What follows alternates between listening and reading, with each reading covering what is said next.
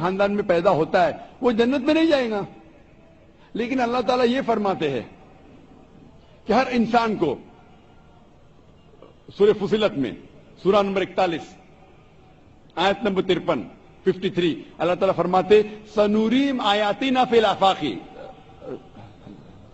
وفی انفسہم حتی یتبین انہ الحق، کہ بہت جلدی ہم آپ کو اپنی نشانیاں دکھائیں گے۔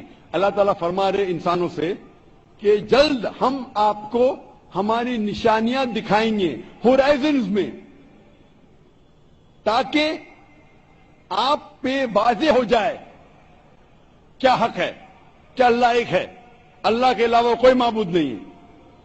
لیکن حق ظاہر ہونے کے بعد ہر انسان اس پہ عمل کرنا ضروری نہیں۔ وہ سوچنے لگے، وہ انسان سوچ سکتا ہے کہ اگر میں اسلام قبول کروں تو ہو سکتا ہے کہ میرے دوست مجھے چھوڑ دیں گے، ہو سکتا ہے کہ میرے والدین مجھے جائیداد سے دخل کر دیں گے، ہو سکتا ہے کہ مجھے میرے تجارت میں نقصان ہو۔ تو یہ سب چیزیں انسان کو بہت بار بھٹکاتی ہے اور حق قبول کرنے سے روکتی ہے۔ لیکن آخرت کے دن کے اوپر آپ یہ اللہ سے کمپلین نہیں کر سکیں گے کہ مجھے کسی نے بھی اسلام کے بارے میں نہیں کہا۔ اسی لیے قرآن مجید میں لکھا گیا ہے سورہ انعام میں سورہ نمبر 6 آیت نمبر 158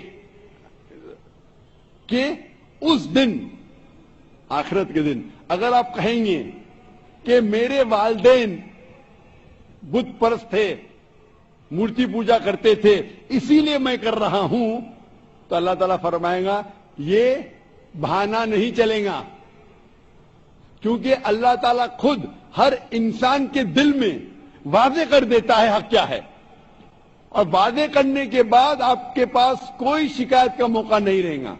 اور آپ کو بھی، آپ آج اس مجلس میں آ چکے ہیں اور میں نے لاکھوں لوگ کے سامنے آپ کو واضح کیا ہے کہ خدا ایک ہے، اس کے علاوہ کوئی معبود نہیں، اور محمد صلی اللہ علیہ وسلم اس کے آخری پیغمبر ہے۔ اگر آج آپ اس بات کو نہیں مانیں گے تو کل آپ یہ کمپلین نہیں کر سکیں گے، آپ شکایت نہیں کر سکیں گے اللہ سے کہ مجھے پتا نہیں تھا۔ باقی لوگ کر سکیں گے کہ نہیں، وہ بعد میں دیکھا جائے گا۔ آپ تو اللہ تو واضح کر دیا کس کے ذریعے پتا نہیں، لیکن آج میرے ذریعے تو کر رہا ہے آپ کو، اور اتنے لاکھوں لوگ شہادہ دے رہے اور کروڑوں لوگ ٹیلی ویژن پہ دیکھ رہے آپ کو۔ تو ابھی آپ کے پاس کوئی بہانہ نہیں، کوئی شکایت نہیں یہ کہنے کے لیے کہ میں مسلمان خاندان میں پیدا نہیں ہوا اس لیے میں نے اس دھرم کو ایکسپٹ نہیں کیا۔ میں آپ سے پوچھنا چاہتا ہوں بھائی صاحب، آپ مانتے ہیں کہ خدا ایک ہے؟ وہ تو ہے۔ آپ مانتے ہیں خدا ایک ہے؟ ہاں۔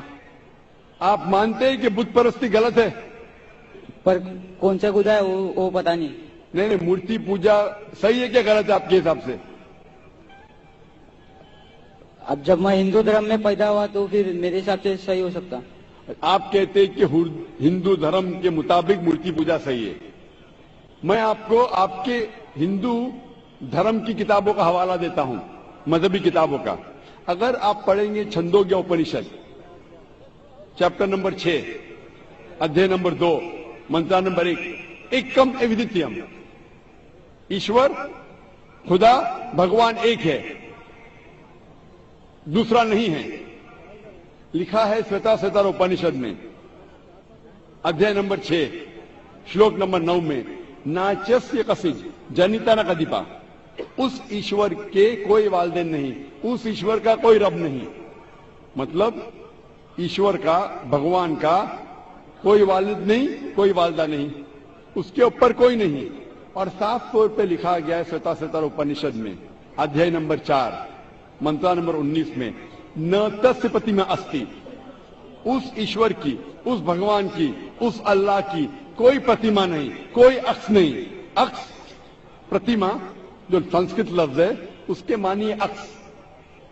خدا کا کوئی پرتیما نہیں، کوئی عکس نہیں، کوئی فوٹوگراف نہیں، کوئی پینٹنگ نہیں، کوئی پورٹریٹ نہیں، کوئی مورتی نہیں، کوئی بت نہیں۔ اور یہ پیغام دہرایا گیا ہے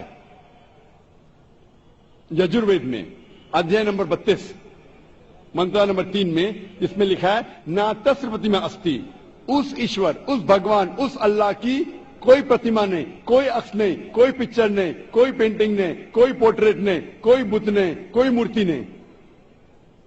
साफ तौर पे आपके मजहबी किताब में लिखा है कि मूर्ति पूजा गलत है।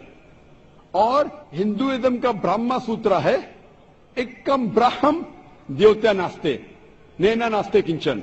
भगवान एक ही है, दूसरा नहीं है, नहीं है, नहीं है, जरा भी नहीं है। अभी मैं आपसे पूछता हूं भाई साहब, जब आपके मजहबी किताब में साफ तौर से लिखा हुआ है कि मूर्ति पूजा गलत है, तो फिर भी आप मानते हैं कि मूर्ति पूजा सही है? नहीं, नहीं, आप मानते हैं कि मूर्ति पूजा सही है गलत है? फिर गलत है। आप मानते हैं कि खुदा एक है? हाँ, आप मानते हैं कि मूर्ति पूजा गलत है? हाँ, आप मानते हैं कि इस खुदा, इस ईश्वर, इस अल्लाह के आखिरी पैगंबर मोहम्मद सल्लल्लाहु अलैहि वसल्लम है? सर बट और एक क्वेश्चन है। सॉरी, बट एक क्वेश्चन है, मैं एक पूछता- सवाल है सर। आपका एक सवाल है? हाँ, ठीक है, पूछ सकते हैं आप। अगर मैं मुसलमान बन गया और ऐसा तो इंसान को भूत ही भड़काता ना, जिस अगर आप मुसलमान तो- बन गए तो इंसान को तो भूत ही भड़काता ना, आपकी आवाज जरा साफ नहीं आ रही। शैतान ही भड़काता ना इंसान को। आप अगर मुसलमान बन गए तो वो नहीं, इंसान को तो शैतान ही भड़काता ना। इंसान को शैतान भड़काता है। हाँ, तो अगर मैं मुसलमान बन गया और गलत काम किया तो मेरे वास्ते मुसलमान का नाम खराब हुआ, तो अल्लाह क्या मुझको माफ करेंगे? भाई साहब का सवाल जो समझ में आ रहा है मुझे, मैं दरखास्त करूंगा ऑडियो टेक्नीशियन से, अगर मैं मॉनिटर स्पीकर को साफ कर सके। थोड़ा प्रॉब्लम भी रहेगा। ऑडियंस को साफ सुनने में आ रहा है, मुझे सुनने में नहीं आ रहा है क्योंकि मेन स्पीकर आपके तरफ है।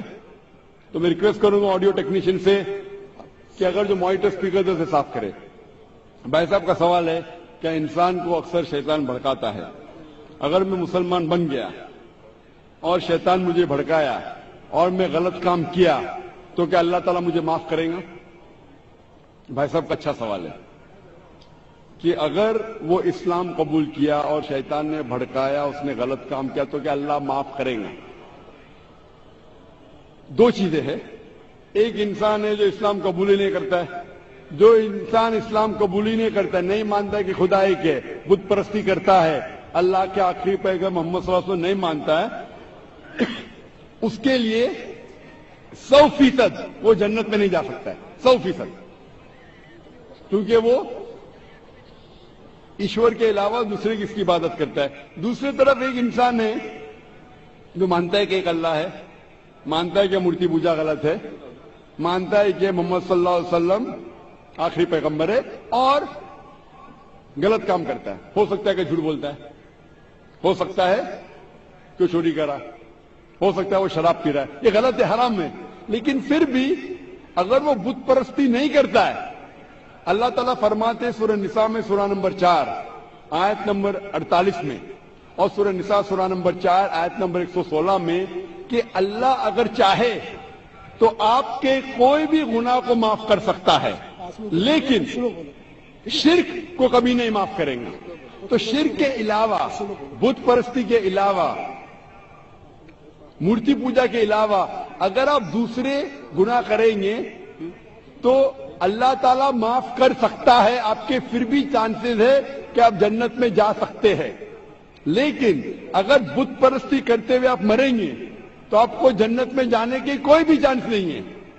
इसीलिए अल्लाह ताला फरमाते हैं कि जब मेरे बंदे सारे दिन गुनाह करते हैं, गलत काम करते हैं, लेकिन जब रात को तौबा करते हैं तो मैं उन्हें माफ कर लेता हूं। मेरे बंदे अगर रात को गुनाह करते हैं और दिन में तौबा करते हैं तो मैं उन्हें माफ कर लेता हूं, क्योंकि अल्लाह सुब्हाना व तआला रहमान और रहीम है। वो रहमत वाला है और करम करने वाला है। आप अगर गलतियां करेंगे, अगर शैतान भड़काएगा तो पढ़ो औज़ु बिल्लाहि मिनश शैतानिर रजीम। जब आपको पता चलेगा आपने गलती की, अल्लाह से तौबा करो, दुआ करो कि फिर से वो चीज नहीं करेंगे, और अच्छी नीयत से फिर से अल्लाह की तरफ पलटते, अल्लाह ताला माफ करेगा। फिर से आप गुनाह करेंगे, फिर से माफी मांगो, अल्लाह रहमान और रहीम है। जब भी माफी मांगो सच्चे दिल से मांगो, इंशाअल्लाह अल्लाह आपको माफ करेगा। और अगर आप बुत परस्ती से दूर है, ये सबसे बड़ा गुनाह है, तो आपके हाई चांसेस है कि आप जन्नत में जाएंगे। तो अभी मैं आपसे पूछना चाहता हूं, हाँ सर, एक सेकेंड सर, क्या कुरान में लिखा है ना शराब हराम है? जी हाँ, तो जब सिगरेट भी हराम होगा? सिगरेट भी पीना हराम है।